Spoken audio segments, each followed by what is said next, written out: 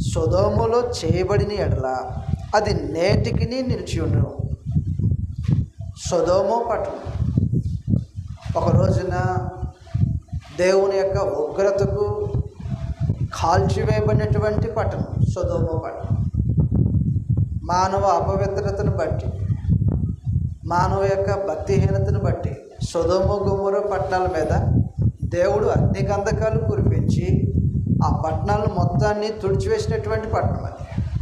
అటువంటి సొదొమ పట్టణము ఈ రోజున ఉండేదే అని చెప్తున్నాడు. దేనిని బట్టి అంటే, ఒకవేళ నీలో చేసినటువంటి అద్భుతములు సూచక్రియలు సొదొమ గొమొర్రా పట్టణంలో చేసినట్లయితే వారిలో ఎంతో కొంతమంది మార్పు చెంది ఉండేవారే అని మాట్లాడు.